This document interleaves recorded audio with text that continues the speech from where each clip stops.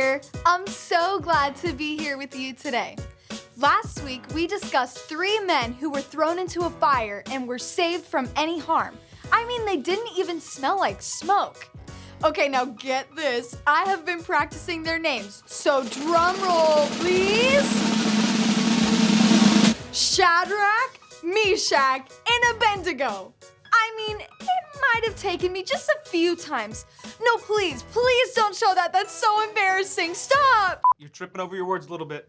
It's Shadrach, Meshach, and Abednego. Ready? Go ahead. Let me hear it. Shadrach.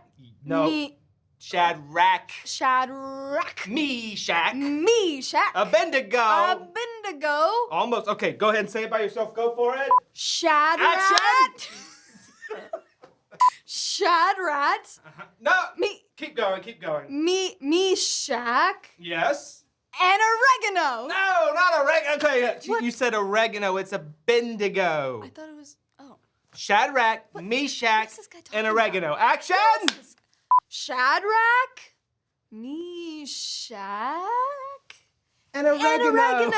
No, Abednego. You don't even know what you're talking Meshach, about. and Abednego. Action! Shadrach, Meshach, and Abednego. Was that right or no? I think so. Did you say Shadrach? Meat stack. And I stubbed my toe. And I stubbed my toe. No, Abednego. Abednego. Oregano. Shadrach. Meshach. Abednego. Action, she's got it. Shadrach, Meshach, and Abednego. I'm so sorry about that. That was so incredibly embarrassing. Let's just move on. Now to get started with this week. Remember the king? His name was King Nebuchadnezzar, and he remained king for quite some time. He ruled the Babylonian Empire for 42 years. And after he died, some other kings came along, but none of them lasted very long. We pick up today with a king named Belshazzar. He was not a very good king, and he was very arrogant. That just means he likes to brag, he thinks he's better than everyone else, and is pretty much a show-off. Raise your hand if you have ever met anyone like that. Okay, no one likes a show-off, and it is not a good quality to have, especially for a king. A leader should have a humble heart and take care of his people. Now let's say today's bottom line, stay humble on the count of 3. Ready? 1, 2, 3. Stay humble. Humble is the opposite of arrogant. So if you are humble, you don't think you are better than everyone else. If you are humble, you are not bragging all the time. Belshazzar was not humble. He only cared for himself and how good he could look to others. He did not take his job as king very seriously. He was way too busy having parties rather than looking out for the people of his kingdom. He was not living for the one true God, and he definitely didn't recognize him as the creator of the universe. One night, he threw a party for all of the important people from the entire kingdom. There were at least 1,000 people there, and they had all of the best food and drinks. They were all acting foolish and showing off, and King Belshazzar decided to do something to try to impress everyone. About 70 years earlier, Nebuchadnezzar, who was likely Belshazzar's relative, had taken lots of gold and silver cups from the temple in Jerusalem when he captured the city. Belshazzar foolishly commanded that all the drinks for the party be poured into these cups and used by everyone.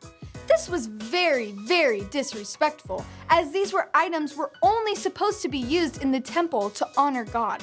Suddenly, out of nowhere, a hand appeared and began writing on the wall. Everyone was terrified, wouldn't you be? Be honest. Raise your hand if you would have been a little scared, or a lot of scared, seeing a hand starting to write on the wall out of nowhere. The hand wrote these words on the wall. Many, tekel, ufasen. No one knew what it meant. The king offered great rewards to anyone who could translate it. Nebuchadnezzar's mother was still alive, and she remembered someone who God used to handle such things, Daniel. King Belshazzar called Daniel in and offered him the reward if he could translate the mysterious writing. Daniel was humble and not concerned about the reward. Oh yeah, the bottom line. Now let's say it together. Stay humble on the count of 3. Ready? 1, 2, 3. Stay humble. Even though Daniel didn't want the reward, he did translate the writing for the king. The message was from God.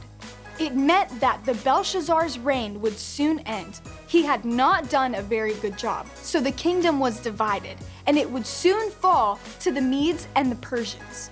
This was not good news at all. God was not tolerating this. They were worshiping other gods and using items from the temple in the wrong way. How disrespectful. The king did what he said, and Daniel was given a robe and a chain and was now the 3rd highest ruler in the kingdom. That very night, Belshazzar lost his kingdom and his life to King Darius the Mede. Belshazzar had been very arrogant, and because he had not humbled himself before God, everything happened just as the message said it would. This was the end of the Babylonian Empire, but not the end for Daniel. We will talk more about Daniel next week, so make sure you are here. This is Cece. I'll see you soon.